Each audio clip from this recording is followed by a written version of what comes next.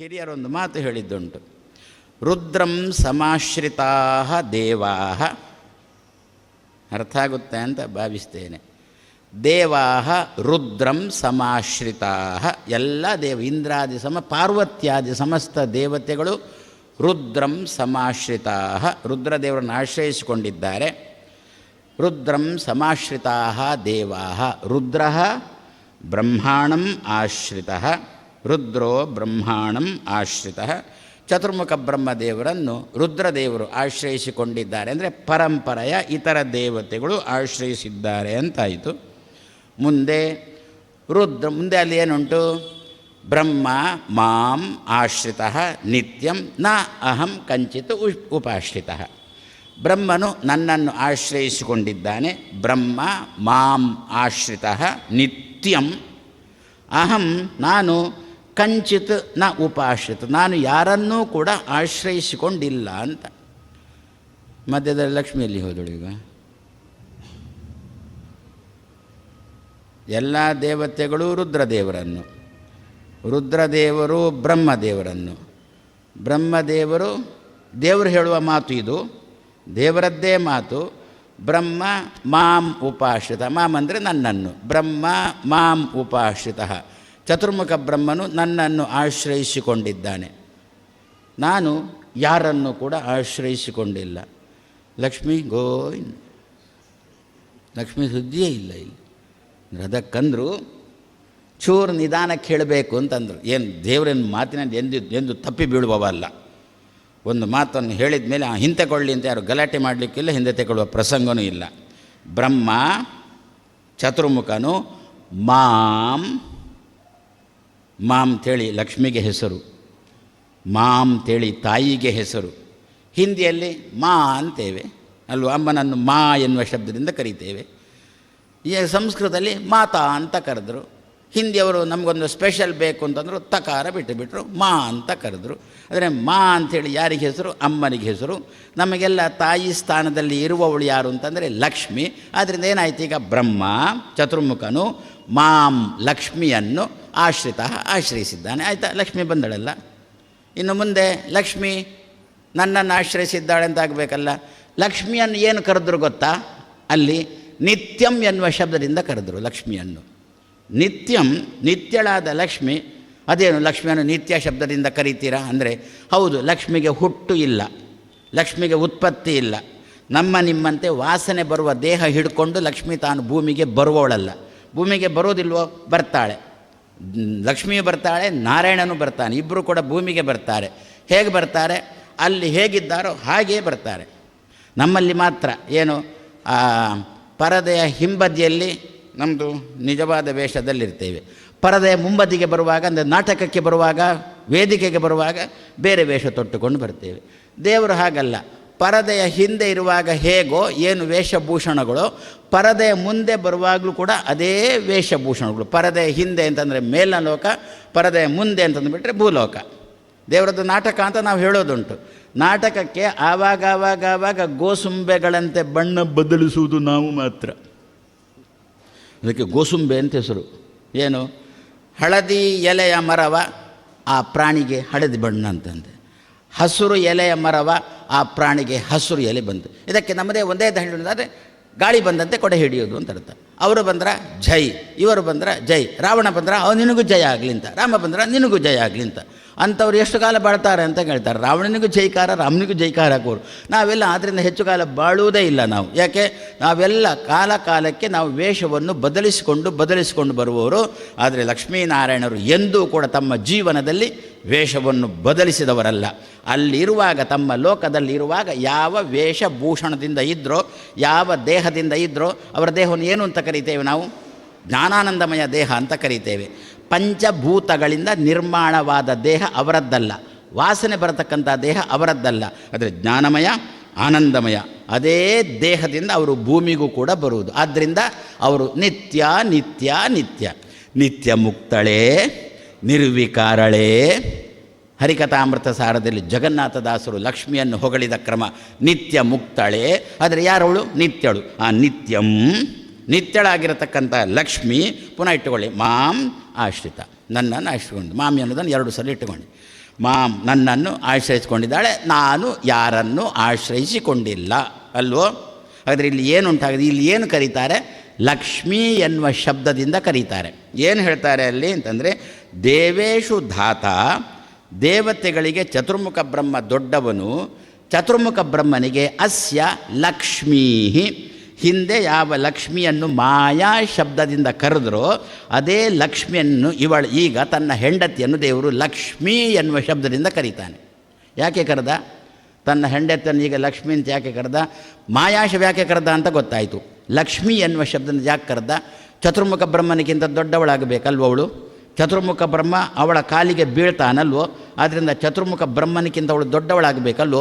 ದೊಡ್ಡವಳಾಗಬೇಕು ಅಂತಾದರೆ ಚತುರ್ಮುಖ ಬ್ರಹ್ಮನಲ್ಲಿ ಏನೆಲ್ಲ ಉಂಟು ಅದಕ್ಕಿಂತ ಜಾಸ್ತಿ ಇರಬೇಕು ಅವಳಲ್ಲಿ. ಹಾಗಿದ್ದರೆ ಮಾತ್ರ ಅವಳ ಕಾಲಿಗೆ ಚತುರ್ಮುಖ ಬ್ರಹ್ಮ ಬೀಳಲಿಕ್ಕೆ ಯೋಗ್ಯನಾಗುತ್ತಾನೆ. ಅವಳಲ್ಲಿ ಚತುರ್ಮುಖ ಬ್ರಹ್ಮನಲ್ಲಿ ಏನುಂಟು ಅದಕ್ಕಿಂತ ಜಾಸ್ತಿ ಅವಳಲ್ಲಿ ಉಂಟು ಅಂತ ತಿಳಿಸುವುದೇ ಲಕ್ಷ್ಮೀ ಎನ್ನತಕ್ಕಂಥ ಶಬ್ದ.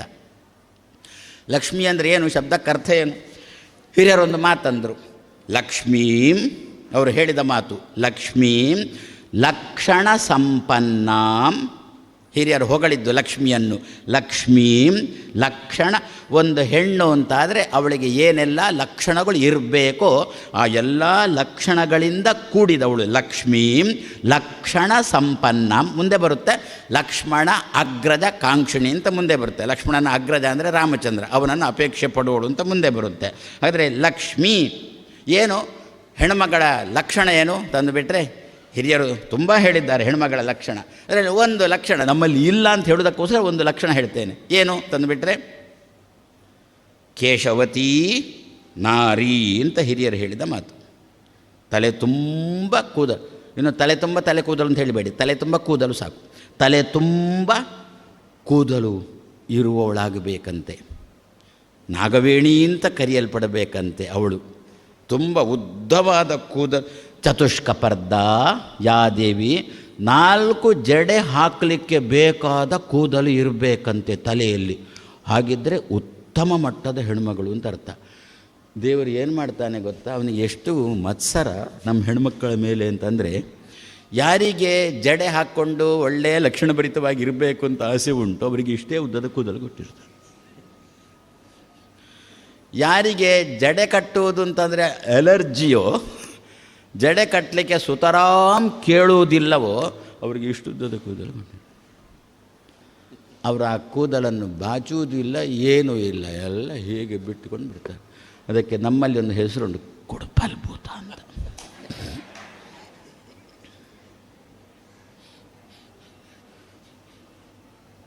ಇದು ಕಲಿಯುಗದಲ್ಲಿ ದೇವರು ಮಾಡಿದ ವ್ಯತ್ಯಾಸ. ಇದು ಕಲಿಯುಗದಲ್ಲಿ ಹೀಗೆ ಆಗುತ್ತೆ ಎನ್ನುವುದನ್ನು ತಿಳಿಸೋದಕ್ಕೋಸ್ಕರ ದೇವರು ಹಾಗೆ ಮಾಡಿ.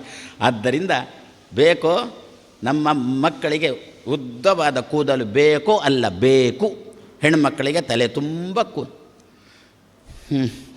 ರಸ್ತೆಯಲ್ಲಿ ಎಲ್ಲ ಹೋಗ್ತಾ ಇದ್ದರೆ ಜಾಹೀರಾತುಗಳಿರ್ತವೆ. ಆ ಜಾಹೀರಾತುಗಳು ತುಂಬ ತಲೆ ಕೂದಲೇ ಇರುವುದು. ಅಂದರೆ ಈ ಎಣ್ಣೆ ಉಪಯೋಗಿಸಿ, ಆವಾಗ ತಲೆ ಕೂದಲು ಎಷ್ಟು ಬೆಳೆಯುತ್ತೆ ಅಂದರೆ ಜಾಹೀರಾತಿನ ಬೋರ್ಡ್ಕ್ಕಿಂತಲೂ ಉದ್ದ ಬೆಳೆಯುತ್ತೆ ಹಾಕಿರ್ತಾರೆ. ಪಾಪ ತಗೊಂಡಿರ್ತಾರೆ, ಎಣ್ಣೆ ಖರ್ಚಾಯಿತಷ್ಟೇ, ಇವನ ಕೂದಲು ಖರ್ಚಾಯಿತು. ಎಣ್ಣೆನೂ ಖರ್ಚಾಯಿತು, ಕೂದಲು ಖರ್ಚಾಯಿತು. ಅದಕ್ಕಂದ್ರು ಸುಮ್ಮನೆ ಹಾಗೆಲ್ಲ ಮಾಡುವುದಕ್ಕಿಂತ ಲಕ್ಷ್ಮಿಯನ್ನು, ಭಗವಂತನ ಪತ್ನಿಯನ್ನು ಲಕ್ಷ್ಮೀ ಲಕ್ಷ್ಮೀ ಲಕ್ಷ್ಮೀ ಎನ್ನುವ ಶಬ್ದದಿಂದ ಉಪಾಸನೆ ಮಾಡಬೇಕಂತೆ. ಲಕ್ಷಣ ಸಂಪನ್ನ, ಲಕ್ಷ್ಮೀ ಶಬ್ದಗಳನ್ನು ಹೊಗಳುವಾಗ ಒಳ್ಳೆಯ ಲಕ್ಷಣದಿಂದ ಕೂಡಿದ ಹೆಣ್ಮಗಳು ಅಂತ ಅವಳನ್ನು ಉಪಾಸನೆ ಮಾಡಬೇಕಂತೆ. ಹಾಗಾದರೆ ಚತುರ್ಮುಖ ಬ್ರಹ್ಮ ಅವಳ ಕಾಲಿಗೆ ಎರಗಲಿಕ್ಕೆ ಕಾರಣ ಏನು ಅಂತ ಕೇಳಿದರೆ ಅವಳು ಸ್ವಯಂ ಲಕ್ಷ್ಮೀ. ಆದ್ದರಿಂದ ಚತುರ್ಮುಖ ಬ್ರಹ್ಮನಿಗಿಂತ ಹೆಚ್ಚಿನ ಗುಣಗಳನ್ನು ತನ್ನಲ್ಲಿ ಮೇಳೈಸಿಕೊಂಡದ್ದರಿಂದ ಅಂತ ತಿಳಿಸಲಿಕ್ಕೆ ಲಕ್ಷ್ಮೀ ಎನ್ನುವ ಶಬ್ದದಿಂದ ಅವಳನ್ನು ಉಲ್ಲೇಖ ಮಾಡಿದ್ರು. ಆದ್ದರಿಂದ ಚತುರ್ಮುಖ ಬ್ರಹ್ಮನಿಗಿಂತ ಅವಳು ದೊಡ್ಡವಳು ಅಂತಾಯಿತು. ಆಮೇಲೆ ಸರಿ, ಚತುರ್ಮುಖ ಬ್ರಹ್ಮನಿಗೆ ಮಾತು ಕೇಳಿತು. ಇವಳಿಗಾಗುವಾಗ ವಿಜ್ಞೇಯ ಮೂರ್ತಿ ಸ್ಫುಟಂ ಇಂದಿರಾಯ, ಕಾಣಿಸಿಕೊಂಡ ಲಕ್ಷ್ಮಿಗೆ ಕಾಣಿಸಿಕೊಳ್ತಾನೆ, ಕೇಳಿಸಿಕೊಳ್ತಾನೆ. ಚತುರ್ಮುಖ ಬ್ರಹ್ಮನಿಗೆ ಮಾತು ಕೇಳುವುದು ಮಾತ್ರ, ಬೇರೆ ದೇವತೆಗಳಿಗೆ ಎಂಥದೂ ಇಲ್ಲ. ಬೇರೆ ದೇವತೆಗಳ ಮನೆಯಲ್ಲಿ ಯಾವುದೇ ಸಲಕರಣೆಗಳು ಇಲ್ಲ. ಚತುರ್ಮುಖ ಬ್ರಹ್ಮನ ಮನೆಯಲ್ಲಿ ಒಂದು ಸ್ಥಿರವಾದ ದೂರವಾಣಿ ಉಂಟು. ಚತುರ್ಮುಖ ಬ್ರಹ್ಮನಿಗೆ ಮಾತ್ರ ಕೇಳ್ತಾರೆ. ಅದರಿಂದ ಸ್ಥಿರವಾದ ದೂರವಾಣಿ, ಸಂಚಾರಿ ದೂರವಾಣಿಯಲ್ಲಿ ಈಗ ಚಿತ್ರನೂ ಕಾಣಿಸ್ತದೆ. ಸ್ಥಿರವಾದ ದೂರವಾಣಿ ಟೆಲಿಫೋನ್ ಯಾರ ಮನೆಯಲ್ಲಿತ್ತು? ಚತುರ್ಮುಖ ಬ್ರಹ್ಮನಲ್ಲಿತ್ತು. ಲಕ್ಷ್ಮೀ ಮನೆಯಲ್ಲಿ ಹಾಗಲ್ಲ. ಮತ್ತು ಲಕ್ಷ್ಮೀ ಮನೆಯಲ್ಲಿ ದೂರದರ್ಶನದ ಪೆಟ್ಟಿಗೆನೇ. ಯಾಕೆ? ಅಲ್ಲಿ ದೃಶ್ಯನೂ ಉಂಟು, ಶ್ರಾವ್ಯನೂ ಉಂಟು. ಆದರೆ ಯಾರು ಶ್ರೀಮಂತರು, ಯಾರು ದೊಡ್ಡವರು? ದೇವತೆಗಳಿಗಿಂತ ಚತುರ್ಮುಖ ದೊಡ್ಡವ, ಚತುರ್ಮುಖನಿಗಿಂತ ಲಕ್ಷ್ಮಿ ದೊಡ್ಡವಳು. ಹಾಗಾದರೆ ಲಕ್ಷ್ಮಿಗೆ ದೇವರ ರೂಪ ಕಾಣಿಸ್ತಾ ಉಂಟು, ದೇವರ ಮಾತು ಕೇಳಿಸ್ತಾ ಉಂಟು. ಆನ್ಲೈನ್ ಪಾಠಕ್ಕೂ ಅಥವಾ ಎಂಥದ್ದು ಯೂಟ್ಯೂಬಲ್ಲಿ ಕೇಳುವುದಕ್ಕೂ ಯೂಟ್ಯೂಬಲ್ಲಿ ಕೂಡ ಕಾಣುತ್ತೆ ಅಲ್ವೋ? ಮಾತನಾಡುವ ವ್ಯಕ್ತಿ ಕಾಣಿಸದೆ ಅವನ ಮಾತು ಮಾತ್ರ ಕೇಳಿಸಿಕೊಳ್ಳುವುದಕ್ಕೂ ಅವನನ್ನು ನೋಡಿಕೊಂಡು ಅವನ ಮುಖದಿಂದ ಕೇಳುವುದಕ್ಕೂ ತುಂಬ ವ್ಯತ್ಯಾಸ ಉಂಟಲ್ಲ. ಅದನ್ನೇ ತಿಳಿಸಿಕೊಡ್ತಾ ಇದ್ದಾರೆ.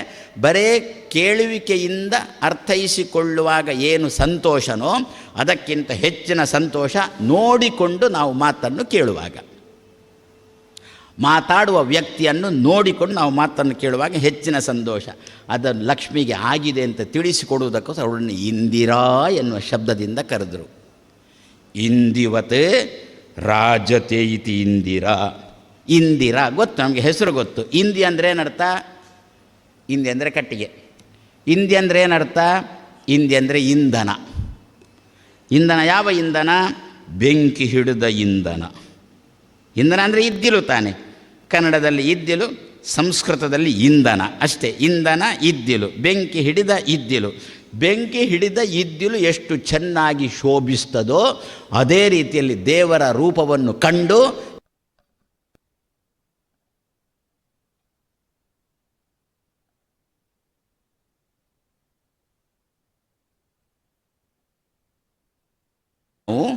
ಮಾತನ್ನು ನಿಮಗೆ ತಿಳಿಸ್ತೇವೆ. ಕುಳಿತುಕೊಳ್ಳುವವರಿಗೆ ಅದು ಅರ್ಥ ಆಯಿತು ಅಂತಂದಾಗ ನಿಮ್ಮ ಮುಖದಲ್ಲಿಯೂ ಕೂಡ ಒಂದು ಕಾಂತಿ ಬರುತ್ತೆ. ಅದನ್ನು ತೇಜಸ್ಸು ಅಂತ ಕರೆದರು. ಹೇಳಿದಂತಹ ಮಾತನ್ನು ಅರ್ಥೈಸಿಕೊಳ್ಳುವಾಗ ನಮ್ಮ ಮುಖ ಏನೊಂದು ಅರಳುತ್ತೆ, ಅದನ್ನು ತೇಜಸ್ಸು ಅಂತ ಕರೆದರು. ನಿಮ್ಮ ಮುಖ ಅರಳಿ ನೀವು ಪ್ರತಿಕ್ರಿಯಿಸಿದಾಗ ಹೇಳುವವರಿಗೂ ಸ್ವಲ್ಪ ಖುಷಿಯಾಗುತ್ತಲ್ಲ. 7 ಗಂಟೆ ದಾಟಿದ್ರೂ ಹೇಳೋಣ ಅಂತ ತೋರುತ್ತಲ್ಲ ಒಮ್ಮೊಮ್ಮೆ. ಇಲ್ಲದ್ರೆ 6:45 7 ಗಂಟೆ ಆದಂತೆ ತೋರುತ್ತೆ. ಹಾಗಾದರೆ ನಮಗೆಲ್ಲ ಒಬ್ಬರು ವಿಷಯ ಹೇಳಿದ್ದು, ನಮ್ಮ ಗುರುಗಳು ನಮಗೆ ಪಾಠ ಮಾಡಿದ್ದು ನಮಗೆ ಅರ್ಥ ಆಗಬೇಕು ಅಂತಾದರೆ, ಅರ್ಥ ಆದದ್ದು ನಮ್ಮ ಮುಖದಲ್ಲಿ ನಮ್ಮ ಮುಖದ ಚರ್ಯೆಯಿಂದ ಅದನ್ನು ಅವರಿಗೆ ತಿಳಿಸಿಕೊಡಬೇಕು ಅಂತಾದರೆ ಲಕ್ಷ್ಮಿಯನ್ನು ಇಂದಿರಾ ಎನ್ನುವ ಶಬ್ದದಿಂದ ನಿತ್ಯ ಚಿಂತನೆ. ನಮ್ಮ ಮಕ್ಕಳನ್ನು ಶಾಲೆ ಕಳಿಸಿಕೊಡುವಾಗ ಹಾಗೆ ಚಿಂತನೆ ಮಾಡಿ ಕಳಿಸಿಕೊಡೋಣ. ಏನು ಅಂತ, ನನ್ನ ಮಗು ಇನ್ನು ಅಧ್ಯಾಪಕನಿಗೇನೇ ಗೊತ್ತಿಲ್ಲದ ಅದಕ್ಕೆ ನಾನು ಜವಾಬ್ದಾರನಲ್ಲ. ಯಾಕೆ ನಿಯುಕ್ತನಾದವ ಅಧ್ಯಾಪಕ ಅಂದ್ಬಿಟ್ರೆ ಅವ ಈ ಜಾತಿಯಲ್ಲಿ ಬಂದವ, ಆದ್ದರಿಂದ ಅವ ಇದಕ್ಕೆ ಅದನ್ನು ಹೇಳಿದ್ದು. ಜಾತಿ ತಳಹದಿ ಮೇಲೆ ಅಧ್ಯಾಪಕನಾಗಿ ನಿಯುಕ್ತನಾಗಿ ಅಲ್ಲಿ ಬಂದು ಕೂತು ಏನೋ ಅಪರೂಪಕ್ಕೊಮ್ಮೆ, ಅಮಾವಾಸ್ಯೆಗೊಮ್ಮೆಗೋ ಹುಣ್ಣಿಮೆಗೊಮ್ಮೆಗೋ ಜನರಲ್ ಮೆರಿಟಲ್ಲಿ ಸೀಟು ಸಿಕ್ಕಿದ ವಿದ್ಯಾರ್ಥಿಯಲ್ಲಿ ಕೂತರೆ, ಅಧ್ಯಾಪಕ ಜಾತಿ ತಳಹದಿ ಮೇಲೆ ಬಂದವ ಜನರಲ್ ಮೆರಿಟಲ್ಲಿ ಬಂದಂಥ ವಿದ್ಯಾರ್ಥಿಯಲ್ಲಿ ಕೂತಿದ್ದಾನೆ. ಆವಾಗಿಂಥ ಸಂದರ್ಭದಲ್ಲಿ ಅಧ್ಯಾಪಕ ಹೇಗೆ ಪಾಠ ಮಾಡಬೇಕು, ವಿದ್ಯಾರ್ಥಿ ಹೇಗೆ ಕೇಳಬೇಕು? ಅದಕ್ಕಂದ್ರೆ ವಿದ್ಯಾರ್ಥಿಯ ಬುದ್ಧಿ ಮಟ್ಟಕ್ಕೆ ಅನುಕೂಲವಾದ ಸರಿಯಾಗಿರತಕ್ಕಂಥ ಒಬ್ಬ ಅಧ್ಯಾಪಕ ಅಲ್ಲಿ ನಿಂತ ಅಂತಂದರೆ ಆವಾಗ ಆ ಅಧ್ಯಾಪಕ ಮಾಡಿರತಕ್ಕಂಥ ಪಾಠ ನಮ್ಮ ಮಗುವಿಗೆ ಚೆನ್ನಾಗಿ ಅರ್ಥ ಆಗಬೇಕು ಅಂತಾದರೆ ಮಗುವಿನಲ್ಲಿ ಲಕ್ಷ್ಮಿಯನ್ನು ಇಂದಿರಾ ರೂಪದಿಂದ ಚಿಂತನೆ ಮಾಡಿಕೊಂಡು ಶಾಲೆಗೆ ಕಳಿಸಿಕೊಡೋಣ. ಆವಾಗ ಅಧ್ಯಾಪಕನ ಪಾಠವನ್ನು ಚೆನ್ನಾಗಿ ಅರ್ಥೈಸಿಕೊಳ್ಳುತ್ತೆ. ಮಗುವಿನ ಮುಖದಲ್ಲಿ ಒಂದು ರೀತಿಯ ತೇಜಸ್ಸು ಬರುತ್ತೆ. ಇಂಧನದಂತೆ ನಮ್ಮ ಮಗು ರಾಜತೆ ಇತಿ ಇಂದಿರಾ ಅಂತಂದರು ಅವಳನ್ನು. ಮಗುವಿನಲ್ಲಿ ಅಂತಲ್ಲ, ನಮ್ಮಲ್ಲೇ ಚಿಂತನೆ ಮಾಡೋಣ. ಎಷ್ಟೋ ಸಂದರ್ಭದಲ್ಲಿ ನಮಗೇನೇ ಅರ್ಥ ಆಗೋಲ್ಲ, ಮಕ್ಕಳಿಗೆ. ನಾನು ಮಕ್ಕಳಿಗೆ ಯಾಕೆ ಹೇಳಿದೆ ಅಂತಂದರೆ ಇಲ್ಲಿ ಮಕ್ಕಳಿಲ್ಲ, ಆದ್ದರಿಂದ ಹೇಳಿದೆ ಅಷ್ಟೆ. ಇಂದಿವತ್ ಇಂಧನದಂತೆ ರಾಜತೆ ಇತಿ ಇಂದಿರಾ. ಆದ್ದರಿಂದ ವಿಜ್ಞೇಯ ಮೂರ್ತಿ ಸ್ಫುಟಂ ಇಂದಿರಾಯ. ಲಕ್ಷ್ಮಿಗೆ ತಾನು ಕಾಣಿಸುವಂತೆ, ಕೇಳಿಸುವಂತೆ ಚತುರ್ಮುಖ ಬ್ರಹ್ಮನಿಗೆ ಕೇಳಿಸುವಂತೆ ಮಾತ್ರ, ಇತರ ದೇವತೆಗಳಿಗೆ ಕಾಣಿಕೆಯೂ ಇಲ್ಲ, ಕೇಳಿಕೆಯೂ ಇಲ್ಲ. ಆ ರೀತಿಯಲ್ಲಿ ತಾನು ದರ್ಶನ ಕೊಟ್ಟು ಮಾತಾಡಿ ಅವಳನ್ನು ಕಳಿಸಿಕೊಡುವಾಗ ಏನಂತಾರೆ, ಅವಳನ್ನು ಏನು ಅಂತ ಕರೆದು ಕಳಿಸಿಕೊಟ್ಟ ಭಗವಂತ ಅಂದರೆ, ನೀನು ರಮೆಯಾಗಿ ಹೋಗು ಅಂತಂದ. ಈಗ ನೀನು ಇಂದಿರಾಳಾಗಿದ್ದಿ, ನೀನೀಗ ಭೂಮಿಗೆ ಹೋಗುವಾಗ ರಮೆಯಾಗಿ ಹೋಗು ಅಂತಂದ. ಇತೀರಿತ ತಂ ರಮಣಂ ರಮಾ ಸಾ ಪ್ರದಕ್ಷಿಣೀಕೃತ್ಯ ತಥಾ ಅಕರೋತು. ದೇವರಿಷ್ಟು ಹೇಳಿದ ಅಲ್ವೋ, ಅವಳ ಗರ್ಭದಲ್ಲಿದ್ದದ್ದನ್ನು ಇವಳ ಗರ್ಭಕ್ಕೆ ನೀನು ವರ್ಗಾವಣೆ ಮಾಡು ಅಂತ ದೇವರು ಲಕ್ಷ್ಮಿಗೆ ಹೇಳಿದ ಅಲ್ವೋ, ಇಂದಿರಾಳಿಗೆ ಹೇಳಿದ ಅಲ್ವೋ.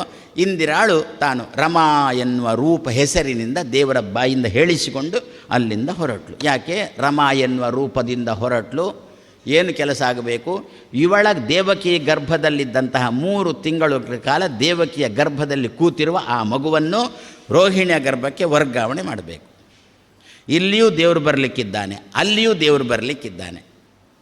ಅಲ್ಲಿಯೂ ರೋಹಿಣಿ ಬಳಿಯಲ್ಲಿ ದೇವರು ತುಂಬ ವರ್ಷಗಳ ಕಾಲ ಅಲ್ಲೇ ತನ್ನ ಒಡನಾಟವನ್ನು, ತನ್ನ ಬಾಲ್ಯಗಳನ್ನು ತೋರಿಸಲಿಕ್ಕಿದ್ದಾನೆ. ಬಲರಾಮ ಯಾರು?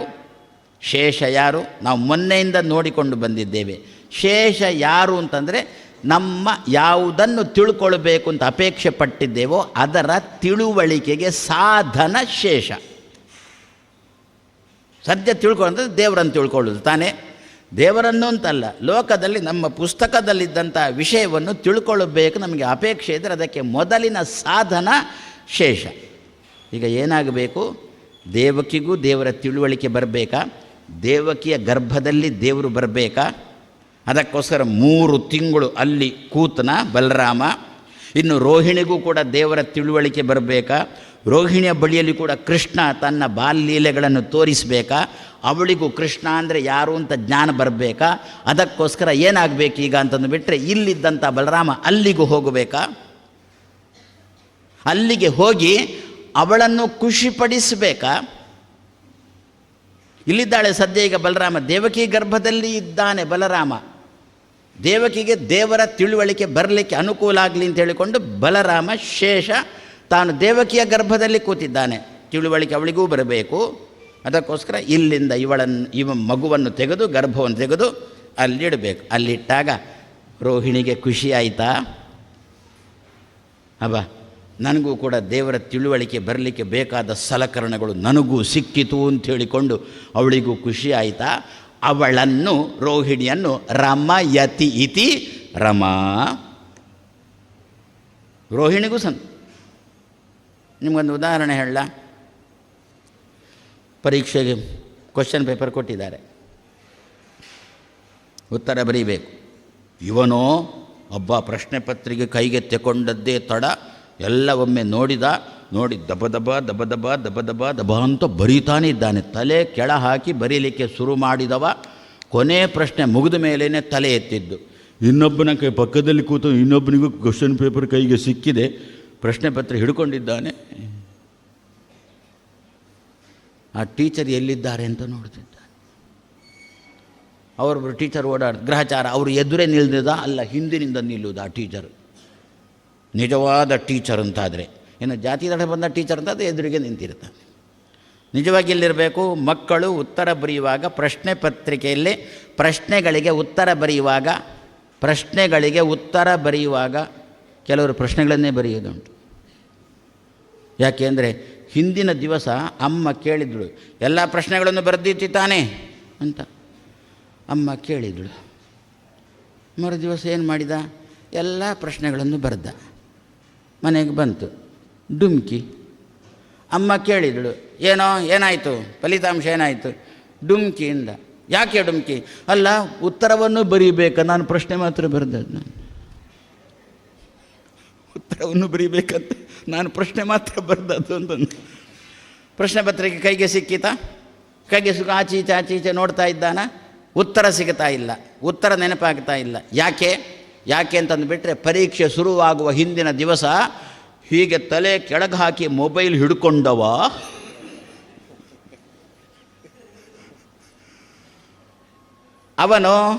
ಅವ ಎಂಥವ ಅಂತಂದುಬಿಟ್ರೆ, ಆವಾಗ ತಲೆ ಕೆಳಗೆ ಹಾಕಿಲ್ಲ, ಆವಾಗ ಪರೀಕ್ಷೆಗಿಂತ ಮೊದಲು ತಾನು ಸಿದ್ಧತೆ ಮಾಡುವುದರಲ್ಲೇ ಇದ್ದಾನೆ ವಿನಃ ಮೊಬೈಲ್ ಹಿಡ್ಕೊಂಡು ತಲೆ ಕೆಳಗೆ ಹಾಕಿಕೊಂಡು ಕೂತಿರಲಿಲ್ಲ. ಆದ್ದರಿಂದ ಉತ್ತರ ಬರೆಯುವ ಸಂದರ್ಭ ಬಂದಾಗ ತಲೆ ಕೆಳ ಹಾಕಿದ, ಉತ್ತರ ಬರೀಲಿಕ್ಕೆ ಶುರು ಮಾಡಿದ. ಅವನೋ ಮೊದಲು ಮೊಬೈಲ್ ಹಿಡ್ಕೊಂಡು ಅಲ್ಲೇ ತಲೆ ಕೆಳಗೆ ಹಾಕಿ ನೋಡ್ತಾ ಇದ್ದದ್ದಕ್ಕೆ ಈಗ ಪ್ರಶ್ನೆ ಪತ್ರಿಕೆ ಬಂದಾಗ ತಲೆ ಮೇಲೆ ಮಾಡಿದ. ಅವನಿಗೆ ಪೂರಾ ಉತ್ತರ ಗೊತ್ತು, ಇವನಿಗೆ ಏನೂ ಉತ್ತರ ಗೊತ್ತಿಲ್ಲ. ಹೌದಾ? ಹಾಗಾದರೆ ಅಂತಹ ಮಕ್ಕಳು ಇಲ್ಲ ಅಂತ ಭಾವಿ ವಿದ್ಯಾಪೀಠದ ಕೆಲವು ಮಕ್ಕಳಿದ್ದಾರೆ ಇಲ್ಲಿ.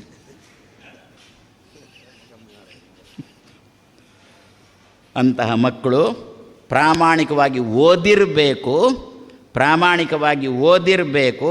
ಓದಿದ್ರೂ ಕೂಡ ಎಷ್ಟೋ ಸಂದರ್ಭದಲ್ಲಿ ಮರೀತದ. ನಿತ್ಯ ಹಾಡೋರು ಇರ್ತಾರೆ. ಒಂದು ಹಾಡನ್ನು ಭಾಗ್ಯದ ಲಕ್ಷ್ಮಿ ಬಾರಮ್ಮ ಅಂತ ನಮಗೆ ಪ್ರತಿ ದಿವಸ ಶುಕ್ರವಾರನೇ ಕೆಲವರು ಆ ಹಾಡನ್ನು ಪ್ರತಿ ದಿವಸ ಹಾಡ್ತಾರೆ. ಆದರೆ ಯಾರೋ ಅಂದರು, ಇವತ್ತು ನೀವು ವೇದಿಕೆಗೆ ಬಂದು ಪ್ರಾರ್ಥನೆ ಮಾಡಬೇಕು ಅಂತ. ಅವಳಿಗೆ ಗೊತ್ತಿದ್ದದು ಒಂದೇ ಹಾಡು, ಭಾಗ್ಯದ ಲಕ್ಷ್ಮಿ. ಬಂದು ನಿಂತಳು, ಭಾಗ್ಯದ ಲಕ್ಷ್ಮಿ ಬಾರಮ್ಮ, ನಮ್ಮಮ್ಮ ನೀ ಸೌಭಾಗ್ಯ ಲಕ್ಷ್ಮಿ ಬಾರಮ್ಮ. ಮುಂದಿನದ್ದೇನು ಮುಂದೇನು ಬಂತು? ಕೆಮ್ಮು ಬಂತಷ್ಟೇ, ಮತ್ತು ಇದು ಸೊಲ್ಲು ಬಂದಿಲ್ಲ. ಆದರೆ ಮರೆಯುವುದು ಸಹಜ. ಪ್ರಾಮಾಣಿಕವಾಗಿ ಪ್ರಯತ್ನ ಮಾಡಿಡ್ತೇವೆ, ಮರೆಯುವುದು ಸಹಜ. ಇಂತಹ ಮರೆಯುವಿಕೆಯ ಸಂದರ್ಭದಲ್ಲಿ ಲಕ್ಷ್ಮಿಯನ್ನು ರಮಾ ಅಂತ ಚಿಂತನೆ ಮಾಡಿದರೆ, ದೇವಕಿಯ ಗರ್ಭದಲ್ಲಿ ಇದ್ದಂತಹ ಮಗುವನ್ನು ಬಲರಾಮನನ್ನು ಹೇಗೆ ತೆಗೆದು ರೋಹಿಣಿಯ ಗರ್ಭದಲ್ಲಿ ಇಟ್ಲೋ, ಅದೇ ರೀತಿಯಲ್ಲಿ ಅವನಿಗಿರತಕ್ಕಂಥ ನೆನಪಿನ ಶಕ್ತಿಯಲ್ಲಿ ಸ್ವಲ್ಪವನ್ನು ಇವನಿಗೂ ಕೂಡ ರಮೆ ಕೊಡ್ತಾಳೆ. ಯಾರಿಗೆ ಉತ್ತರ ಮರೆತು ಹೋಗಿದೋ ಅವನಿಗೆ ಯಾರು ಎಲ್ಲ ಉತ್ತರ ನೆನಪಿಟ್ಟುಕೊಂಡು ಚೆನ್ನಾಗಿ ಬರೀತಾ ಇದ್ದಾನೋ ಅವನಲ್ಲಿದ್ದಂತಹ ಉತ್ತರವನ್ನು, ನೆನಪು ಶಕ್ತಿಯನ್ನು ತೆಗೆದು, ಸಾಧನ ನೆನಪು ಶಕ್ತಿಯೇ ಅಲ್ವೋ, ಒಂದು ವಿಷಯವನ್ನು ಸರಿಯಾಗಿ ತಿಳ್ಕೊಳ್ಳಿಕ್ಕೋ ಬರೀಲಿಕ್ಕೋ ಬೇಕಾದದ್ದು ನೆನಪು ಶಕ್ತಿಯೇ ಸಾಧನ ಅಲ್ವೋ, ಅವಳಲ್ಲಿದ್ದಂಥ ನೆನಪು ಶಕ್ತಿ ಎಂಬ ಗರ್ಭವನ್ನು ತೆಗೆದು ರೋಹಿಣಿ ಅನ್ನತಕ್ಕಂತಹ ಪರೀಕ್ಷಾರ್ಥಿಯಲ್ಲಿ ಯಾರು ರಮಾ ತಂದು ಇಟ್ಲು. ಇವಳಿಗೆ ಸಂತೋಷವನ್ನು ಕೊಟ್ಟಳು. ಈ ವಿದ್ಯಾರ್ಥಿಗೂ ನೆನಪಾಗಲಿಕ್ಕೆ ಶುರುವಾಯಿತು. ರಮಯತಿ ಇತಿ ರಮಾ, ಈ ವಿದ್ಯಾರ್ಥಿಗೂ ಖುಷಿಯಾಯಿತು. ನಮ್ಮಲ್ಲೆಲ್ಲ ಸಂಸ್ಕೃತದಲ್ಲಿ ಒಂದು ಬರುತ್ತೆ, ಸಮಸ್ಯಾ ಪೂರ್ತಿ ಅಂತ ಅದಕ್ಕೆ ಕರೀತಾರೆ. ಆ ಶಾಲೆಗಳಲ್ಲಿ ಕೂಡ ಉಂಟು ಕಾಣುತ್ತೆ. ಅದಕ್ಕೇನು ಅಧ್ಯಾಪಕ ಏನೋ ಪ್ರಾಬ್ಲಮ್ ಕೊಡ್ತಾನೆ ಅಂತೆ, ಅದನ್ನು ಸಾಲ್ವ್ ಮಾಡಬೇಕಂತೆ. ಅಧ್ಯಾಪಕನೇ ಒಂದು ಪ್ರಾಬ್ಲಮ್ ಕೂಡ, ಅವನು ಪ್ರಾಬ್ಲಮ್ ಕೊಡೋದು. ಏನೂ ಸಿದ್ಧತೆ ಮಾಡದೆ ತರಗತಿಗೆ ಬಂದಿರತಕ್ಕಂಥ ಅಧ್ಯಾಪಕನೇ ಒಂದು ಪ್ರಾಬ್ಲಮ್, ಒಂದು ಸಮಸ್ಯೆ, ಪುನಃ ಸಮಸ್ಯೆ ಪರಿಹಾರ ಮಾಡಬೇಕು ಅಂತ ಏನೋ ಒಂದು ಸಂಸ್ಕೃತ ಒಂದು ಸಮಸ್ಯಾ ಪೂರ್ತಿ ಅಂತ ಕೊಡ್ತೇನೆ. ವಾದಿರಾಜ ಶ್ರೀಪಾದ ಇದೇ ರುಕ್ಮಿಣೀಶ ವಿಜಯದಲ್ಲಿ ಗೋವರ್ಧನ ಬೆಟ್ಟ ಎತ್ತುವ ಸಂದರ್ಭದಲ್ಲಿ ಒಂದು ಹೇಳ್ತಾರೆ ಮಾತನ್ನು. ಶಿಶೋಹೋ ಕರೆ ಹಸ್ತಿ ಸಹಸ್ರಂ ಅಸ್ತಿ. ಶಿಶೋಹೋ ಮಗುವಿನ ಕರೆ ಕೈಯಲ್ಲಿ, ಹಸ್ತಿ ಆನೆಗಳ, ಸಹಸ್ರ ಸಾವಿರ, ಅಸ್ತಿ ಇದೆ. ಇದೊಂದು ಮಾತು. ಮಗುವಿನ ಕೈಯಲ್ಲಿ 1000 ಆನೆಗಳು ಉಂಟು ಅಂತ ಇದೊಂದು ಮಾತು. ಸಮಸ್ಯೆಯ ಆನೆ ಅಂದರೆ ಏನು ಅಂತ ಗೊತ್ತಿದ್ದವರಿಗೆ ಸಮಸ್ಯೆನೇ. ಇನ್ನು ಕೆಲವರು ಇರುವೆಗೇನೆ ಆನೆ ಅಂತ ಕರೀತೀವಿ, ಅಂಥವ್ರಿಗೇನು ಸಮಸ್ಯೆ ಅಲ್ಲ. ಹಾಗೂ ಉಂಟು ಅಂತ ಕೇಳ್ಬೋದು. ನನ್ನ ಬಳಿಗೆ ಕೆಲವು ಮಕ್ಕಳು ಬರ್ತಾರೆ, ಬೀಡಿನ ಗುಡ್ಡದ ಮಕ್ಕಳು ಬರ್ತಾರೆ, ನಿತ್ಯ ಬರ್ತಾರೆ, ಶಾಲೆ ಬಿಟ್ಟ ಕೂಡಲೇ ಬರ್ತಾರೆ. ಏನಾದರಲ್ಲಿ ತಿಂಡಿ ತೀರ್ಥ ಏನಾದರೂ ಇದ್ದರೆ ಹಿಡ್ಕೊಂಡು ಹೋಗ್ತಾರೆ. ಏನಿಲ್ಲ ಅಂತಂದುಬಿಟ್ರೆ ನಾನು ನನ್ನ ಡಬ್ಬಿಯಲ್ಲಿದ್ದಂಥ ಬಾದಾಮಿ, ಗೇರು ಬೀಜ ಅದನ್ನೇನು ಕೊಡ್ತೇನೆ. ಅವುಗಳು ಸ್ವಾಮಿ ಏನು ನನಗೆ ಬಾದಾಮಿ ಮಾತ್ರ ಸಾಕು, ಗೇರು ಬೀಜ ಬೇಡ ಅಂತವೆ. ನಾನು ಪೆದ್ದ ಅದು ಬಾದಾಮಿ ತಂದಾಗ ಬಾದಾಮಿಗೇನೆ ಕೈ ಹಾಕಿ ಅದನ್ನು ಕೊಟ್ಟೆ. ಸ್ವಾಮಿ ನಾನು ಬಾದಾಮಿ, ಅವುಗಳು ಗೇರು ಬೀಜಕ್ಕೆ ಬಾದಾಮಿ ಅಂತ ಹೇಳಿದ್ದು. ಕೊನೆಗೆ ಒಮ್ಮೊಮ್ಮೆ ಏನು ಮಾಡ್ತಾವೆ, ಹಿಡ್ಕೊಂಡು ಹೋಗ್ತಾವೆ, ದಾರಿಯಲ್ಲಿ ಬಿಸಾಡಿ ಹೋಗ್ತಾವೆ. ಅದಕ್ಕೆ ನಾನೀಗ ಏನು ಕೇಳೋದು ಗೊತ್ತಾ, ಅವುಗಳ ಹತ್ರ ಬಾದಾಮಿ ಬೇಕೋ ಗೇರು ಬೀಜ ಬೇಕೋ ಅಂತ ಕೇಳೋದಲ್ಲ, ಯಾವ ಕಲರ್ ಇದ್ದು ಬೇಕು ಅಂತ ಕೇಳೋದು. ದೇವರ ದಯದಿಂದ ದೇವರು ಇನ್ನೂ ಹಾಗೆ ಮಾಡಿಲ್ಲ, ಬಾದಾಮಿಗೂ ಗೇರು ಬೀಜಕ್ಕೂ ಒಂದೇ ಕಲರ್ ಕೊಟ್ಟಿಲ್ಲ ಇನ್ನೂ ಕೂಡ. ಬಾದಾಮಿ ಕಲರ್ ಬೇರೆ.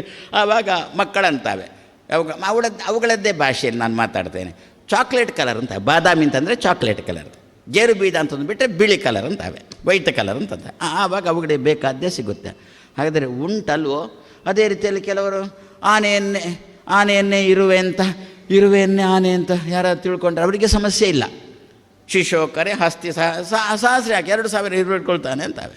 ಆದರೆ ಆನೆ ಅಂದರೆ ಇದೊಂದು ಸಮಸ್ಯೆ ಪೂರ್ತಿ ವಾದಿರಾಜ ಶ್ರೀಪಾದರು ಕೊಟ್ಟದ್ದು, ಇದಕ್ಕೆ ಪರಿಹಾರ ಹೇಗೆ ಅಂತ. ಆದರೆ ಒಬ್ಬನಿಗೆ ಅದು ಪರಿಹಾರ, ಯಾರು ಸಮಸ್ಯೆ ಇಟ್ಟಿದ್ದಾನೋ ಅವನಿಗೆ ಅದು ಪರಿಹಾರ ಗೊತ್ತು. ಕೂತಂಥ ವಿದ್ಯಾರ್ಥಿಗಳಿಗೆ ಆ ಸಮಸ್ಯೆ ಪರಿಹಾರ ಮಾಡಲಿಕ್ಕಾಗಿಲ್ಲ. ಸಮಸ್ಯೆ ಯಾರು ಪರಿಹಾರ ಮಾಡ್ತಾರೆ ಅವರಿಗೆ ಬಹುಮಾನ ಉಂಟು ಅಂತಂದಿದ್ದಾನೆ. ವಿದ್ಯಾರ್ಥಿಗೆ ಬಹುಮಾನ ಪಡ್ಕೊಳ್ಬೇಕು ಅಂತ ಆಸೆ ಉಂಟು, ಹೌದಾ? ಹಾಗಾದರೆ ಲಕ್ಷ್ಮಿಯನ್ನು ರಮಾ ಅಂತ ಚಿಂತನೆ ಮಾಡೋಣ. ಹೇಗೆ ರಮಾರೂಪದಿಂದ ಬಂದು ದೇವಕಿಯ ಗರ್ಭದಲ್ಲಿ ಇದ್ದಂತಹ ನೆನಪಿನ ಶಕ್ತಿಯನ್ನು, ಉತ್ತರದ ಶಕ್ತಿಯನ್ನು, ಗರ್ಭವನ್ನು ತೆಗೆದು ರೋಹಿಣಿಯ ಗರ್ಭದಲ್ಲಿ ರಮಾ ಇಟ್ಟು, ಲಕ್ಷ್ಮಿ ಇಟ್ಟು, ರೋಹಿಣಿಗೆ ರಮಯತಿ, ರೋಹಿಣಿಗೆ ಉತ್ತರ ಗೊತ್ತಾಗುವಂತೆ, ರೋಹಿಣಿಗೆ ಖುಷಿಯಾಗುವಂತೆ ಮಾಡಿದ್ರ. ಅದೇ ರೀತಿಯಲ್ಲಿ ನಾವು ಕೂಡ ರಮಾಳನ್ನು ಚಿಂತನೆ ಮಾಡೋಣ. ಆವಾಗ ಅಧ್ಯಾಪಕರಿಗೆ ಗೊತ್ತಿರತಕ್ಕಂಥ ಉತ್ತರವನ್ನು ಆ ರಮೆ ನಮ್ಮ ಗರ್ಭದಲ್ಲಿ ಕೂಡ ತಂದಿಡ್ತಾಳೆ. ಆವಾಗ ವಿದ್ಯಾರ್ಥಿ ಎದ್ದು ನಿಂತು ನನಗೆ ಉತ್ತರ ಗೊತ್ತಾಯಿತು ಅಂತಾನೆ. ವಾದಿರಾಜ ಶ್ರೀಪಾದರು ಈ ಸಮಸ್ಯೆಯನ್ನು ಬಿಡಿಸ್ತಾರೆ. ಕೃಷ್ಣ ಗೋವರ್ಧನ ಬೆಟ್ಟ ಎತ್ತಿದ. ಆ ಗೋವರ್ಧನ ಬೆಟ್ಟದಲ್ಲಿ ಏನೆಲ್ಲ ಇತ್ತು? ಎಲ್ಲ ರೀತಿಯ ಪ್ರಾಣಿಗಳು ಇತ್ತು. ಅಷ್ಟು ದಟ್ಟವಾದ ಕಾಡದು ಗೋವರ್ಧನ ಬೆಟ್ಟ ಅಂತಂದರೆ. ಏನು ಆನೆಗಳು, ಹುಲಿಗಳು, ಚಿರತೆಗಳು, ಸಿಂಹಗಳು, ಎಲ್ಲ ರೀತಿಯ ಪ್ರಾಣಿಗಳು ಅದರಲ್ಲಿತ್ತು. ಎಷ್ಟು ಸಾವಿರಾರು ಪ್ರಾಣಿಗಳು ಅದರಲ್ಲಿದ್ದವು, ಸಾವಿರದ ಪ್ರಾಣಿಗಳು ಅದರಲ್ಲಿದ್ದವು. ಕೃಷ್ಣ ಬೆಟ್ಟದ ಸಂರಕ್ಷಕ, ಆದ್ದರಿಂದ ಒಂದೇ ಒಂದು ಪ್ರಾಣಿಯ ಸಂಹಾರ ಆಗದಂತೆ ನೋಡಿಕೊಂಡವ. ಆದ್ದರಿಂದ ಸಾವು ಇರದ ಸಾವಿರದ ಪ್ರಾಣಿಗಳು ಆ ಬೆಟ್ಟದಲ್ಲೇ ಇದ್ದವು. ಕೃಷ್ಣ ಏನು ಮಾಡಿದ? ಬೆಟ್ಟವನ್ನು ಎತ್ತಿದ. ಬೆಟ್ಟವನ್ನು ಎತ್ತಿದಾಗ ಸಮಸ್ಯೆಗೆ ಪರಿಹಾರ ಸಿಕ್ಕಿತಾ? ಕೃಷ್ಣನ ಕೈಯಲ್ಲಿ ಬೆಟ್ಟ, ಬೆಟ್ಟದಲ್ಲಿ 1000 ಆನೆಗಳು. ಏನಾಯ್ತು ಈಗ? ಕೃಷ್ಣನ ಕೈಯಲ್ಲೇ 1000 ಆನೆಗಳು ಅಂತ ಬಂತ? ನೇರನೋ ಪರಂಪರೆಯೋ ಅದೆಲ್ಲ ನೀವು ಪ್ರಶ್ನೆ ಮಾಡುವಾಗ ಹೇಳಲಿಲ್ಲ. ನೇರ ಇರಬೇಕು ಅಂತ ಹಾಗೇನು ಹೇಳಲಿಲ್ಲ. ಅಂತೂ ಕೃಷ್ಣನ ಒಂದು ತೆಂಗಿನಕಾಯಿ ತನ್ನಿ, ಒಂದು ತೆಂಗಿನಕಾಯಿ ಕೊಡಿ. ಅವ್ರಿಗೇನು ಕೊಟ್ಟರೆ? ನಾನೊಂದು ತೆಂಗಿನಕಾಯಿ ಕೊಟ್ಟೆ, ಕೈಲಿ ತೆಂಗಿನಕಾಯಿ ಹಿಡ್ಕೊಂಡ್ರು. ತೆಂಗಿನಕಾಯಿ ಹಿಡ್ಕೊಂಡದ್ದು, ಗೆರಟೆ ಹಿಡ್ಕೊಂಡದ್ದು. ಒಡಿಯದ ತೆಂಗಿನಕಾಯಿ, ಸಿಪ್ಪೆ ತೆಗೆದ ತೆಂಗಿನಕಾಯಿ ಹಿಡ್ಕೊಂಡು ಬರ್ತೀರಾ? ಒಂದು ಕಾಯಿ ತನ್ನಿ ಅಂತಂದಾಗ ಒಂದು ತೆಂಗಿನಕಾಯಿ ಹಿಡ್ಕೊಂಡು ಬರ್ತೀರಾ? ನಾನೇನು ಹೇಳ್ತೇನೆ, ನಿಮ್ಮ ಹತ್ರ ಚಿಪ್ಪು ಯಾರು ತರಲಿಕ್ಕೆ ಹೇಳಿ, ನಾನು ತೆಂಗಿನಕಾಯಿ ತರಲಿಕ್ಕೆ ಹೇಳಿದ್ದು ಅಂತಂತೇವೆ. ಏನಂತೇವೆ? ಅದರ ಒಳಗೆ ತೆಂಗಿನಕಾಯಿ ಉಂಟು ಅಂತ ಅರ್ಥ ತಾನೇ. ಹಾಗಾದರೆ ಅದರ ಒಳಗೆ ತೆಂಗಿನಕಾಯಿ ಇದ್ದರೂ ಕೂಡ ಚಿಪ್ಪು ಸಹಿತ ಕಾಯಿಯನ್ನು ತಂದಾಗ ತೆಂಗಿನಕಾಯಿ ಅಂತ ಯಾವುದಕ್ಕೆ ಹೆಸರು? ಚಿಪ್ಪಿಗಲ್ಲಲ್ಲ, ಗೆರಟೆಗೆ ತೆಂಗಿನಕಾಯಿ ಅಂತ ಹೆಸರಲ್ಲಲ್ಲ, ಅದರ ಒಳಗಿರತಕ್ಕಂಥದ್ದಕ್ಕೆ ತೆಂಗಿನಕಾಯಿ ಅಂತ ಹೆಸರಲ್ವೋ? ತಂದದ್ದೇನು ಮಾತ್ರ ನಾನು ನನ್ನ ಕೈಗೆ ತಾಗಿಕೊಂಡಿರುವುದು, ನನ್ನ ಕೈ ತಾಗಿಕೊಂಡಿರುವುದು ಚಿಪ್ಪು, ನನ್ನ ಕೈಗೆ ತಾಗಿಕೊಂಡಿರುವುದು ಗೆರಟೆ. ಅದರ ಒಳಗೆ ತೆಂಗಿನಕಾಯಿ ಉಂಟು. ಆ ಧಾಟಿಯಲ್ಲಿ ಕೈಯಲ್ಲಿ ತೆಂಗಿನಕಾಯಿ ಅಂತಂತೇವೋ ಇಲ್ವೋ?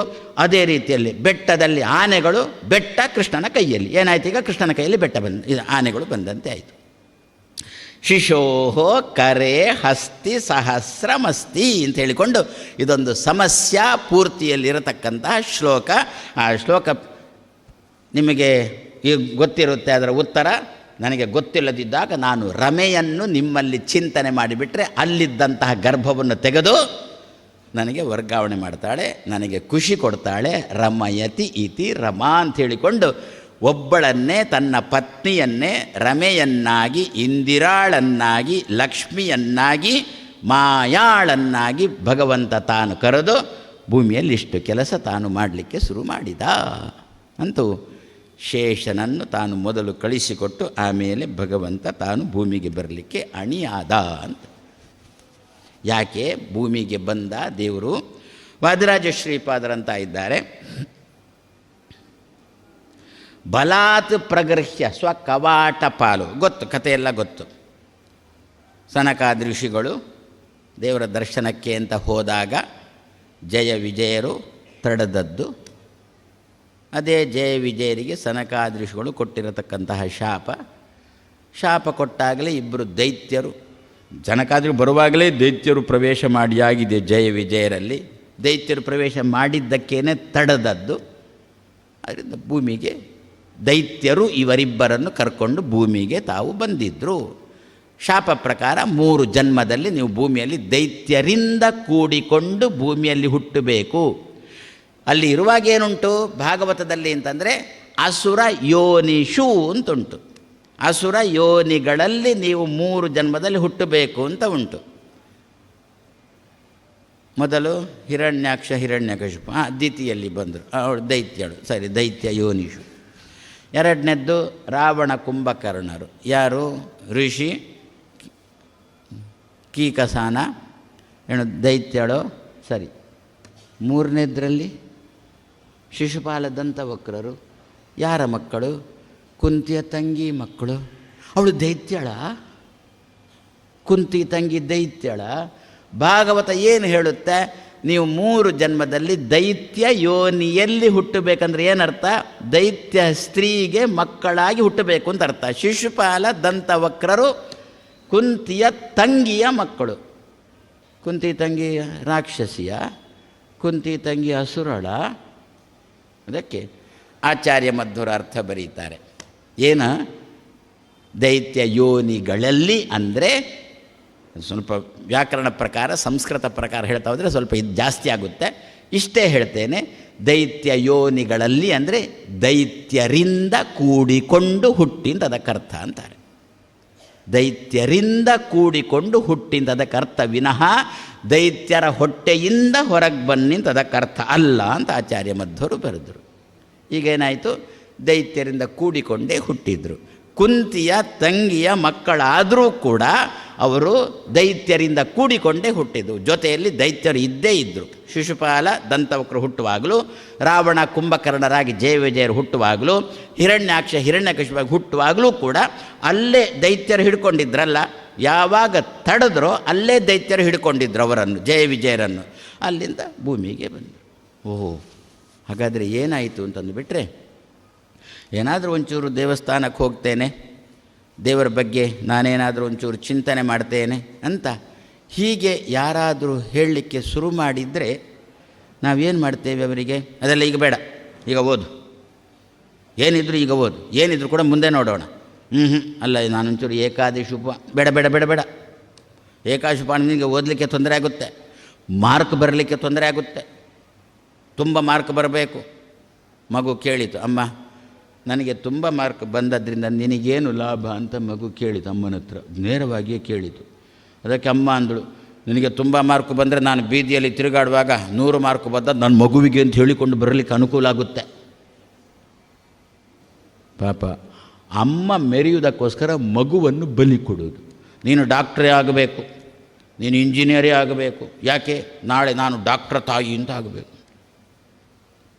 ಆ ಮಗು ಏನೋ ಹೇಳುತ್ತೆ, ಅಮ್ಮ ಏಕಾದಶಿ ಬಂತು, ನಾನು ಉಪವಾಸ ಮಾಡಲ, ಅಮ್ಮ ನಾನು ದೇವಸ್ಥಾನಕ್ಕೆ ಹೋಗಿ ಬರಲ್ಲ, ಪರೀಕ್ಷೆ ಶುರುವಾಗುತ್ತೆ, ದೇವಸ್ಥಾನಕ್ಕೆ ಹೋಗಿ ಬರಲ್ಲ ಅಂತ ಹೀಗೆ ಕೇಳುವಾಗ ಎಷ್ಟೋ ಜನ ಅಪ್ಪ ಅಮ್ಮ ಆ ಸಮಯದಲ್ಲಿ ಓದು, ನೀನು ದೇವಸ್ಥಾನಕ್ಕೆ ಹೋಗಿ ಬರೋ ಸಮಯದಲ್ಲಿ ಓದು, ಏಕಾದಶಿ ಉಪವಾಸ ಮಾಡುವಂಥ ಉಪವಾಸ ಮಾಡಿ ಮತ್ತೆ ಮಲಗಿ ನಾಳೆ ತೊಂದರೆ ಬರುತ್ತೆ, ಅದು ಏಕಾದಶಿ ಉಪವಾಸ ಬೇಡ, ಏನು ಬೇಡ ಅಂತ ದೇವರ ಬಳಿಗೆ ಹೋಗ್ತೇನೆ ಅಂತ ಹೇಳುವಾಗ ಯಾರು ತಡೀತಾರೋ ಅವರು ಡ್ಯಾಶ್. ಏನು ಡ್ಯಾಶ್ ಅಂದರೆ ದೈತ್ಯರು ಅಂತ ಅರ್ಥ. ಮತ್ತೆ ಇಲ್ಲಿ ಇವರೊಳಗೆ ರಾಮಚಂದ್ರನ ಪ್ರತಿಷ್ಠೆ ಆಗುತ್ತೆ. ನೀವೆಲ್ಲರೂ ಬರಬೇಕು ಅಂತ ಆಮಂತ್ರಣ ಕೊಡುವಾಗ ಯಾರು ನಾವು ಬರುವುದಿಲ್ಲ ಅಂತಂತಾರೋ ಅವರೆಲ್ಲ ಡ್ಯಾಶ್.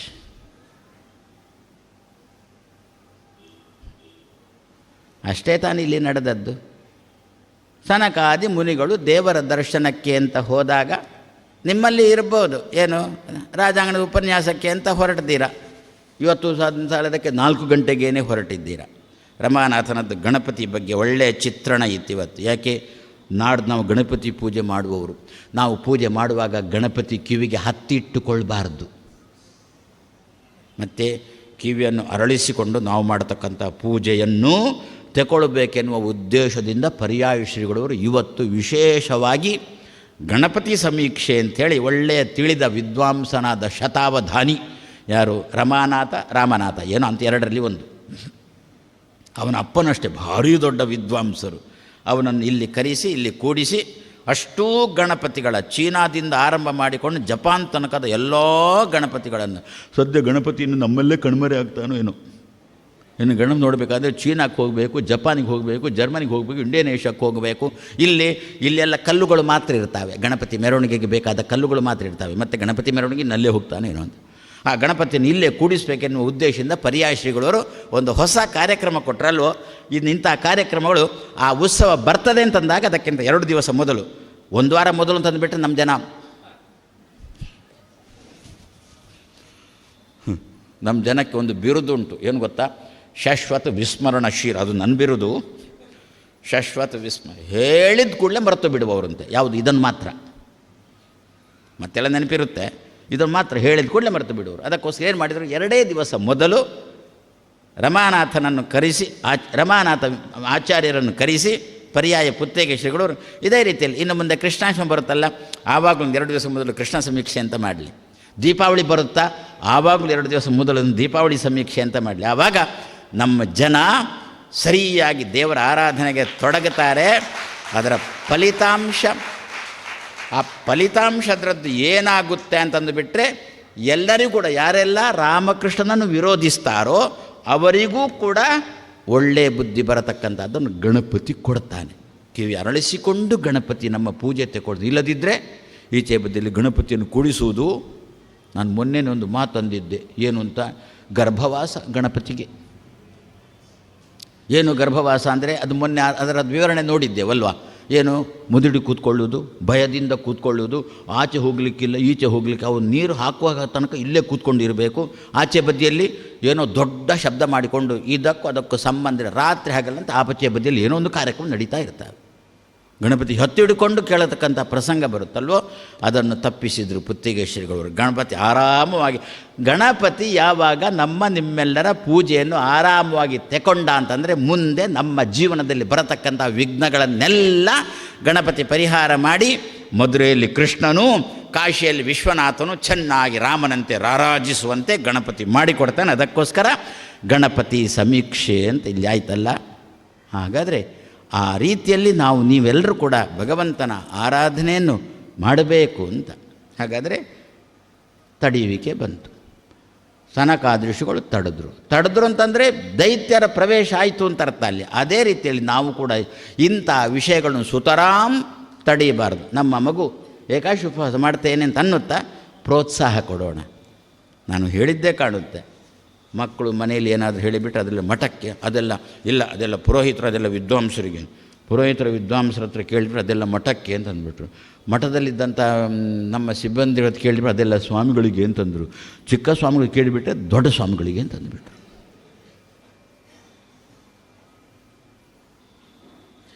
ದ್ವಾದಶಿ ಪಾರಣಕ್ಕಾಗುವಾಗ ಎಲ್ಲರೂ ಎಲೆ ಹಾಕಿ ಕೂತ್ಕೊಳ್ತಾರೆ.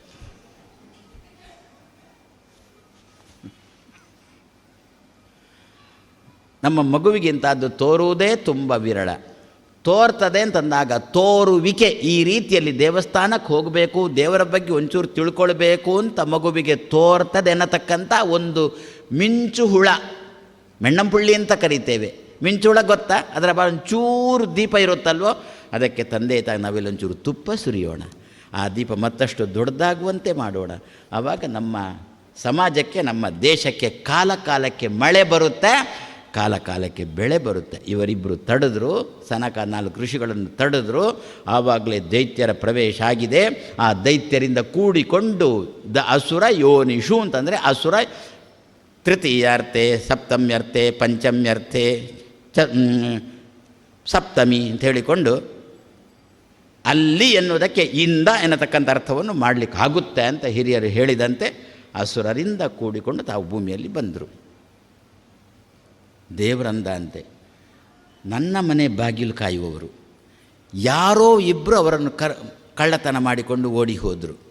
ನಾನು ಚಿನ್ನ ಬೆಳ್ಳಿ ಇದನ್ನು ಕದಿಯುವವರನ್ನು ಕಂಡಿದ್ದೇನೆ, ಆದರೆ ಮನುಷ್ಯರನ್ನೇ ಕದಿಯುವವರು ನಾನು ಇಷ್ಟ ತನಕ ಕಂಡಿಲ್ಲ. ಇದೀಗ ನನ್ನ ಮನೆ ಮನುಷ್ಯರನ್ನೇ ಕದ್ದುಕೊಂಡು ಇವರು ಹೋಗಿದ್ದಾರೆ ಅಂತ ಹೇಳಿಕೊಂಡು ದೇವರು ಏನು ಮಾಡಿದ, ಭೂಮಿಗೆ ಬಂದಂತೆ. ಆ ಅಸುರರನ್ನು ಬಡಿದು ತನ್ನ ದ್ವಾರಪಾಲಕರನ್ನು ಪುನಃ ತನ್ನ ಮನೆಗೇನೆ ಕರ್ಕೊಂಡು ಬರುವುದಕ್ಕೋಸ್ಕರ ಭಗವಂತ ತಾನು ಭೂಮಿಗೆ ಬಂದ ಅಂತ ವಾದಿರಾಜ ಶ್ರೀಪಾದರು ಕೊಟ್ಟಿರತಕ್ಕಂಥ ಚಿಂತನೆ. ಯಾರಿಂದ ಕೂಡಿಕೊಂಡು ಬಂದದ್ದು? ಅಸುರರಿಂದ ಕೂಡಿಕೊಂಡು ಬಂದದ್ದು. ಇಲ್ಲಿ ತುಂಬ ಒದ್ದಾಡಿದ್ರು. ಇವರ ಒದ್ದಾಟ ನೋಡಲಿಕ್ಕೆ ಸಾಧ್ಯ ಆಗದೆ ಅಸುರರನ್ನು ಬಿಡಿಸಿ ಇವರನ್ನು ಕರ್ಕೊಂಡು ಹೋಗಲಿಕ್ಕೆ ಬಂದ. ನಮ್ಮ ಪರಿಸ್ಥಿತಿಯು ಹಾಗೆ. ಒಂದು ರೀತಿಯಲ್ಲಿ ಜಯ ವಿಜಯರೇ ನಾವು ಕೂಡ. ದೇವರ ಕೋಣೆ ಕಾಯಲಿಕ್ಕೇನೆ ಕೂತವರು ನಾವು ಕೂಡ. ಅಲ್ಲ, ನಾವು ಎಣಿಸ್ಬೋದು ಏನು ಅಂತ, ನಾನು ಸ್ನಾನ ಮಾಡಿ ಜಪ ಮಾಡೋದಕ್ಕೋಸ್ಕರ ದೇವರ ಕೋಣೆಯಲ್ಲಿ ಕೂತಿದ್ದೇನೆ ಅಂತ. ಎಷ್ಟು ಕೂತಿದ್ದಿ ಅಂತ ಗೊತ್ತು. ಅದಕ್ಕೆ ಹಿರಿಯರಂದದ್ದು, ಒಳಗಿನ ಗುಟ್ಟು ಶಿವನೇ ಬಲ್ಲ ಅಂತ. ಒಳಗಿನ ಗುಟ್ಟು ವಿಷ್ಣು ಬಲ್ಲ ಅಂತ ಹೇಳಲಿಲ್ಲ, ಒಳಗಿನ ಗುಟ್ಟು ಇಂದ್ರ ಬಲ್ಲ ಅಂತ ಹೇಳಲಿಲ್ಲ, ಒಳಗಿನ ಗುಟ್ಟು ಪಾರ್ವತಿ ಬಲ್ಲ. ಯಾಕೆ? ಮನಸ್ಸು ಎಲ್ಲಿ ಹೋಗಿದೆ ಅಂತ ಗೊತ್ತಿರೋದು ಮನೋನಿಯಾಮಕರಾದ ರುದ್ರದೇವರಿಗೆ. ಅದಕ್ಕೋಸ್ಕರ ಒಳಗಿನ ಗುಟ್ಟು ಶಿವನೇ ಬಲ್ಲ ಅಂತಂದದ್ದು. ಎಷ್ಟು ಮತ್ತೆ ಹಾಗಾದರೆ ಯಾಕೆ ಕೂತದ್ದು? ದೇವರ ಮನೆ ಕಾಯಲಿಕ್ಕೆ ಕೂತದ್ದಷ್ಟೇ. ಒಂದು ಅರ್ಧ ಗಂಟೆ, ಮುಕ್ಕಾಲು ಗಂಟೆ ಆ ದೇವರ ಮೇಲೆ ಇಲಿಗಳು ಜಿರಳೆಗಳು ಓಡಾಡಬಾರ್ದು ಅಂಥೇಳಿ ಕಾಯಲಿಕ್ಕೆ ನಾನು ಕೂತದ್ದು ಅಷ್ಟೇ. ಮತ್ತು ಪೂಜೆ ಗೀಜೆ ಎಷ್ಟು ಮಾಡ್ತೇವೆ ನಾವು. ಆದರೆ ನಾವು ಕೂಡ ಒಂದು ರೀತಿಯಲ್ಲಿ ದೇವರ ದ್ವಾರಪಾಲಕರಲ್ವೋ? ದ್ವಾರಪಾಲಕರಾಗಿ ಇರತಕ್ಕಂತಹ ನಮ್ಮನ್ನು ದೇವರ ಮನೆಯ, ಅಲ್ಲಿ ಸ್ವರ್ಗದಲ್ಲೋ ಎಲ್ಲೋ ದೇವರ ಮನೆಯ ಪಾಲಕರಾಗಿ ಕೂತಿರತಕ್ಕಂತಹ ನಮ್ಮನ್ನು ಅಸುರರು ಹಿಡ್ಕೊಂಡು ಭೂಮಿಗೆ ಬಂದರು. ಅಸುರ ಹಿಡ್ಕೊಂಡು ಅಲ್ಲಿ ಕೂಡ ತಪ್ಪು ಮಾಡಬಾರ್ದು ಅಂತೇನಿಲ್ಲ. ಏನೋ ತಪ್ಪು ಮಾಡಿದೆವು, ಅಸುರಾವೇಶ ಆಯಿತು. ಏನೋ ಬೇಟದ್ದು ಮಾಡಿದೆವು, ಕೆಟ್ಟ ಕರ್ಮ ನಮ್ಮಲ್ಲಿ ಪ್ರವೇಶ ಆಯಿತು. ಕೆಟ್ಟ ಕರ್ಮದ ಫಲ ನಮ್ಮಲ್ಲಿ ಪ್ರವೇಶ ಆಯಿತು. ಪಾಪ ನಮ್ಮಲ್ಲಿ ಪ್ರವೇಶ ಆಯಿತು. ಪಾಪ ಅಂದರು, ಪಾಪಿ ಅಂದ್ರೆ ಅಸುರ ಅಂದರೂ ಒಂದೇ. ನಮ್ಮಲ್ಲಿ ಪ್ರವೇಶ ಆಯಿತು. ಫಲ ಭೂಮಿಗೆ ಬಂದೆವು. ಅದರ ಫಲ ಭೂಮಿಗೆ ಬಂದೆವು. ಹೇಗೆ ಜಯ ವಿಜಯರು ಅಸುರರಿಂದ ಕೂಡಿಕೊಂಡು ಭೂಮಿಗೆ ಬಂದರೋ ಅದೇ ರೀತಿಯಲ್ಲಿ ನಾವು ಕೂಡ ಕೆಟ್ಟ ಕರ್ಮಗಳಿಂದ ಕೂಡಿಕೊಂಡು, ಕೆಟ್ಟ ಕರ್ಮಗಳೆಂಬ ಅಸುರರಿಂದ ಕೂಡಿಕೊಂಡು ನಾವು ಕೂಡ ಭೂಮಿಗೆ ಬಂದೆವು. ಭೂಮಿಗೆ ಬಂದು ರಾವಣ ಕುಂಭಕರ್ಣ ಏನು ಮಾಡಿದರು? ಶಿಶುಪಾಲ ದಂತವಕ್ರ ಹಿರಣ್ಯಕಶಿಪು ಏನು ಮಾಡಿದ್ರು ಅಂತ ಗೊತ್ತು. ಅವರಿಗೆ ಕಮ್ಮಿ ಇಲ್ಲದೆ ನಾವು ಮಾಡಲಿಕ್ಕೆ ಶುರು ಮಾಡಿದೆವು. ನಮ್ಮ ವ್ಯವಹಾರನೂ ಕೂಡ ಅದಕ್ಕೆ ಕಮ್ಮಿ ಇಲ್ಲದೆ ಏನು ಉಪಟಳ ಅಷ್ಟೇ ತಾನೇ ಮಾಡಲಿಕ್ಕೆ ಶುರು ಮಾಡಿದೆವು. ಆವಾಗ ಏನು ಮಾಡಬೇಕು ಈ ಸಂದರ್ಭದಲ್ಲಿ? ಅಯ್ಯೋ ನನ್ನ ಮಗ ಅಂತ ಅಪ್ಪಮ್ಮನದು ಕೊರಗು. ಅಯ್ಯೋ ನನ್ನ ಮಗ ಯಾಕೆ ಹೀಗೆ ಮಾಡ್ತಾನೆ ಅಂತ ಗೊತ್ತಿಲ್ಲ ಅಂತ. ಇದೇ ಒಂದು ಅಲ್ವಾ? ಈ ಸಂದರ್ಭದಲ್ಲಿ ದೇವರನ್ನು ಕೃಷ್ಣ ರೂಪದಿಂದ ಚಿಂತನೆ ಮಾಡೋಣ. ಹೇಗೆ ದೇವರು ಕೃಷ್ಣ ರೂಪದಿಂದ ಬಂದು ತನ್ನ ದ್ವಾರಪಾಲಕರಾದ ಒಳ್ಳೆಯವರನ್ನು ಅಸುರರಿಂದ ಬಿಡಿಸಿ ತನ್ನ ಲೋಕಕ್ಕೆ ಕರ್ಕೊಂಡು ಹೋದನೋ ಅದೇ ರೀತಿಯಲ್ಲಿ ಕೆಟ್ಟ ಕರ್ಮಗಳೆಂಬ ಪಾಪಗಳೆಂಬ ಅಸುರರಿಂದ ಕೂಡಿಕೊಂಡು ನಾವು ಭಗವಂತನ ದ್ವಾರಪಾಲಕರಾದ ನಾವು ಭೂಮಿಗೆ ಬಂದಾಗ ಕೃಷ್ಣರೂಪಿ ಭಗವಂತ ಆ ಕರ್ಮಗಳಿಂದ ನಮ್ಮನ್ನು ಬಿಡಿಸಿ ಪುನಃ ನಮ್ಮನ್ನು ಒಳ್ಳೆಯ ಜಾಗದಲ್ಲಿ ಇಡ್ತಾನೆ. ಅದಕ್ಕೋಸ್ಕರ ದೇವರು ತಾನು ಭೂಮಿಗೆ ಬಂದ. ನಿತ್ಯ ನಾವು ಚಿಂತನೆ ಮಾಡೋಣ. ದೇವರ ಕೋಣೆಯಲ್ಲೇ ಇರುವವರು ನಾವು ನಿತ್ಯ ಚಿಂತನೆ ಕೃಷ್ಣ ಕೃಷ್ಣ ಕೃಷ್ಣ ಅಂತ ದೇವರನ್ನು ಚಿಂತನೆ ಮಾಡೋಣ. ಆವಾಗ ಆ ದಿವಸ ದೇವರ ಕೋಣೆಯಲ್ಲಿ ಇರ್ತೇವೆ. ಅಲ್ಲಿ ಕೂಡ ಮಾಡುವುದೇನು ಅಂತ ಗೊತ್ತು ತಾನೆ. ದೇವರ ಕೋಣೆಯಲ್ಲಿ ಇರುವಾಗಲೂ ಕೂಡ ಏನು ಮಾಡ್ತೇವೆ ನಮಗೆ ಗೊತ್ತಲ್ಲ. ದೈಹಿಕವಾಗಿ ನಾವೇನು ಕೆಟ್ಟದ್ದು ಮಾಡದಿದ್ದರೂ ಕೂಡ ಮಾನಸಿಕವಾಗಿ ಅಂತೂ ಏನಾದರೂ ಮಾಡ್ತಾ ಇರ್ತೇವೆ. ಅಲ್ಲೇನು ಪಾಪ ಲಗಾವಾಯಿತು. ಅಲ್ಲೇ ನಮಗೆ ಸ್ನಾನ ಮಾಡಿ ಹೋಗುವಾಗ ಶುದ್ಧ ಇರ್ತೇವೆ. ಅಲ್ಲಿ ಕೂತ ಮೇಲೆ ಏನು ಗ್ರಹಚಾರ ಬಡೀತದೆ ಅಂತ ಗೊತ್ತಿಲ್ಲ. ಸ್ನಾನ ಮಾಡಿ ಹೋಗುವಾಗ ಸರಿಯಾಗಿರ್ತೇವೆ ನಾವು, ಏನು ನಿಮ್ಮದೇ ದಾಟಿ ಮನಸ್ಸು ಫ್ರೆಶ್ ಆಗಿ ಇರುತ್ತೆ. ಅಲ್ಲಿ ಹೋಗಿ ಒಳಗೆ ಹೋದ ಮೇಲೆ ಏನಾಯಿತು ಅಂತ ಗೊತ್ತಿಲ್ಲ. ಆವಾಗ ಏನಾಯಿತು? ಅಸುರಾವೇಶ ಆಯಿತು. ಕರ್ಮಗಳು ಅಂಟಿತು ನಮ್ಮಲ್ಲಿ. ಕರ್ಮಗಳು ಅಂಟಿದಾಗ ಹೊರಗೆ ಬಂದೆವು. ಹೊರಗೆ ಬಂದು ಕಚೇರಿಗೆ ಹೋದೆವು. ಕಚೇರಿಗೆ ಹೋದಾಗ ರಂಪಾಟ ಶುರುವಾಯಿತು ಅಲ್ಲಿ ನಮ್ಮದು. ಏನೋ ಬೇಡದ್ದೆಲ್ಲ ಮಾಡಲಿಕ್ಕೆ ಶುರು. ಏನು ಬೇಡದ್ದೆಲ್ಲ ಮಾಡೋದು? ಮತ್ತೇನಿಲ್ಲ, ಸುಮ್ಮನೆ ಕಚೇರಿಯಲ್ಲಿ ಒಂದು ನಾಮಫಲಕ ಹಾಕಿದ್ರಂತೆ. ಇಲ್ಲಿಗೆ ಬರತಕ್ಕಂಥವ್ರು ಯಾರೂ ಕೂಡ ಗಲಾಟೆ ಮಾಡತಕ್ಕದ್ದಲ್ಲ ಅಂತ. ಕಚೇರಿಯಲ್ಲಿ ಕೂತಿದ್ದಾನೆ ಇವ, ಸರ್ಕಾರಿ ನೌಕರ ಕೂತಿದ್ದಾನೆ, ಅವನೇ ನಾಮಫಲಕ ಹಾಕಿದ್ದಾನೆ. ಕಚೇರಿಗೆ ಬರೋರು ಯಾರು ಗಲಾಟೆ ಮಾಡತಕ್ಕದ್ದಲ್ಲ ಅಂತ ನಾಮಫಲಕ ಹಾಕಿದ್ದಾನೆ. ಯಾಕೆ?